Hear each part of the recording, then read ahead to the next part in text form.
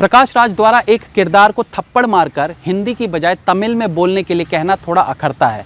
I am not sure कि इसकी film में जरूरत थी या नहीं थी। लड़ रहे हैं सब तो मैंने पूछ दिया बात क्या है, भीड़ ने तुरंत पलटकर पूछा तुम्हारी जात क्या है। रिव्यू करेंगे फिल्म जय भीम।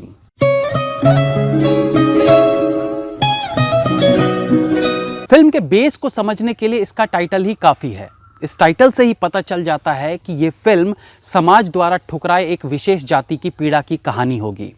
1995 की एक सच्ची घटना को यहाँ फिल्म के रूप में प्रस्तुत किया गया है। यूँ तो आदिवासियों के जीवन पर, हरिजनों के जीवन पर अनेक फिल्में बनी हैं और उन फिल्मों में उनके साथ घटे अन्याय को दिखाया भी गया है, लेकिन ज़्यादातर फिल्मों में वो पार्ट केवल फिल्म का एक हिस्सा होती थी। हालांकि इस सब्जेक्ट पर फुल फ्लैश मूवीज़ भी बनी हैं, लेकिन जिस प्रकार से इस फिल्म में डिटेलिंग में आदिवासियों की जीवन शैली, उनके साथ हुए अन्याय को प्रस्तुत किया गया है, वैसा शायद ही पहले कभी देखने को मिला है। केवल गंदे कपड़ों में निम्न जाति का जमींदार से लात खाते दिखाना अब उतना इफेक्टिव नहीं लगता, या उनके जीवन की उस पीड़ा को नहीं दर्शा पाता जो इन्हें आज़ादी के बाद काफ़ी सालों तक झेलनी पड़ी थी। लेकिन जय भीम में डायरेक्टर ने जिस प्रकार से पूरी कहानी को, एक्टर्स को एग्जीक्यूट किया है, स्टोरी को रियलिटी के सबसे क्लोज रखा है, उनकी ज़िंदगी को पर्दे पर दिखाया है, वो बहुत इफ़ेक्टिव है।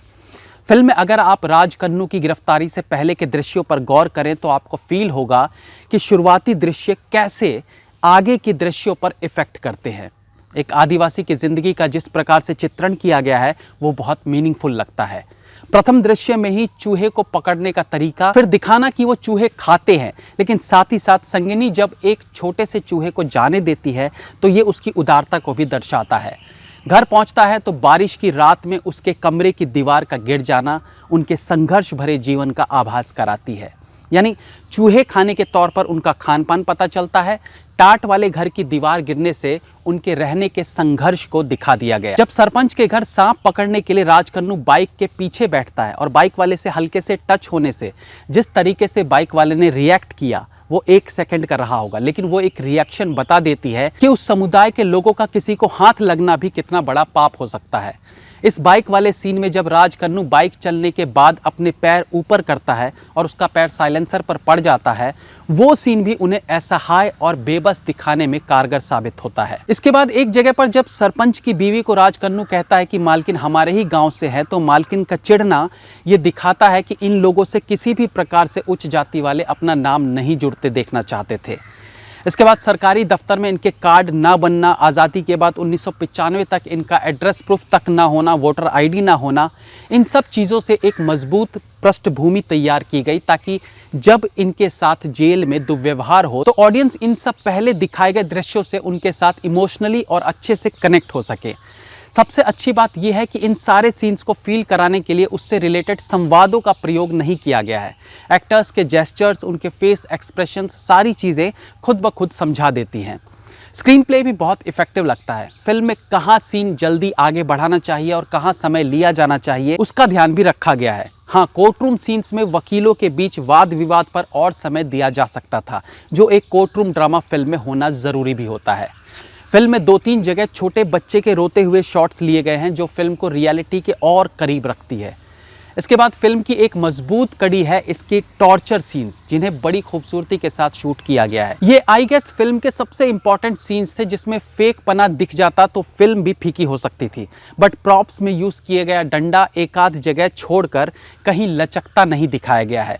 डंडा फॉर्म का नहीं है, लकड़ी का ही लग रहा है। डंडे का साउंड इफेक्ट खोखले बांस जैसा लग रहा था जिससे चोट बहुत ज्यादा नहीं लगती, जबकि नॉर्मली पुलिस का डंडा खोखले बांस वाला नहीं होता। थोड़ा सा करेक्शन किया जा सकता था। एक्टिंग की बात करें तो संगिनी के किरदार को लिजोमोल जोस ने जबरदस्त निभाया है। गंदे कपड़े पहनकर बाल उजाड़ कर रखना और चेहरे को काला कर लेना, ये सब तो आसान काम होता है एक आदिवासी दिखने के लिए, लेकिन साड़ी किस तरीके से बांधा गया है, किस तरीके की सिचुएशन पर किस तरीके के इमोशंस को चेहरे पर लाना, और सबसे बड़ी बात डायलॉग डिलीवरी में किस बात को कितने वजन और पॉज के साथ बोलना ये महत्वपूर्ण रहता है।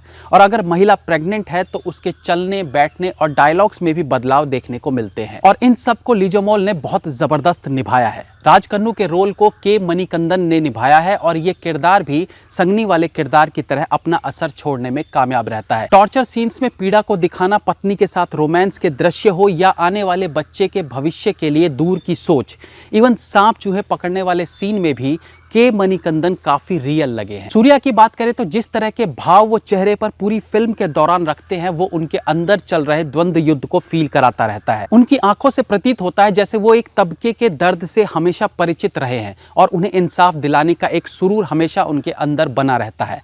एक आधी जगह वो मुस्कुराते दिखे हैं। इस सीरियस तरह के रोल को उन्होंने बहुत सीरियस तरीके से निभाया भी है। Excellent work. Prakash Raj as usual अपने रोल में वजन डालते दिखते हैं, बट उनके रिएक्शन वाले शॉट्स अब थोड़े पुराने होते जा रहे हैं। यानी जहां उन्हें उफ वाला रिएक्शन देना होता है, किसी की तकलीफ सुन के बिना बोले रिएक्ट करना होता है, उस रिएक्शन को काफ़ी समय से एक सा निभाते आ रहे हैं, आंख बंद करके सर हिलाने वाला। जबकि आज एक्टर्स यदि सेम रोल भी दोबारा करते हैं तो उसमें कुछ ना कुछ वेरिएशंस ले ही आते हैं। बाकी जगह प्रकाश राज अच्छे लगे हैं। बाकी के एक्टर्स में एसआई की भूमिका में रवि वेंकटरमन भी प्रभावित करते हैं। फिल्म में यूँ तो बहुत से खास पल हैं, लेकिन यदि बेस्ट मोमेंट्स की बात करें तो पहला जहां डीजीपी द्वारा आदेश दिया जाता है कि संगनी को पुलिस खुद अपनी जीप में घर छोड़कर आए और संगनी के मना कर देने पर जिस प्रकार से उसके पीछे पीछे पुलिस वाले उससे मिन्नतें करते हैं गाड़ी में बैठने को, उस दृश्य को देखते हुए अंदर से अलग ही तरह की विजय वाली फील आती है। दूसरा कि लास्ट के दृश्य में संगिनी की बेटी एडवोकेट चंद्रू के बैठने के स्टाइल को जिस प्रकार से कॉपी करती है वो दर्शाता है कि अब आदिवासी बच्चों का भविष्य भी अच्छा होने वाला है। ये सच्ची घटना जो 1993 में घटित हुई थी, उसके बाद से इस तरह के केसेस के लिए एक ऑर्गेनाइजेशन बिठाई गई जिन्होंने आदिवासियों को खूब सहयोग किया, जिसके बाद इस तरह की घटना दोबारा नहीं हुई। अच्छी बात यह है कि एक दो चीज़ों को छोड़ दें तो फिल्म को ज़बरदस्ती कंट्रोवर्शियल बनाने की कोशिश नहीं की गई है, जबकि इस तरह की फिल्मों में कंट्रोवर्सी के लिए काफ़ी स्कोप रहता है। प्रकाश राज द्वारा एक किरदार को थप्पड़ मारकर हिंदी की बजाय तमिल में बोलने के लिए कहना थोड़ा अखरता है। आई एम नॉट श्योर कि इसकी फिल्म में ज़रूरत थी या नहीं थी। बाकी फिल्म का डायरेक्शन तो कमाल का है ही, बीजीएम भी सीन्स को काफ़ी सपोर्ट करते हैं। मेरी तरफ से इस फिल्म को 4 stars. Have a nice day.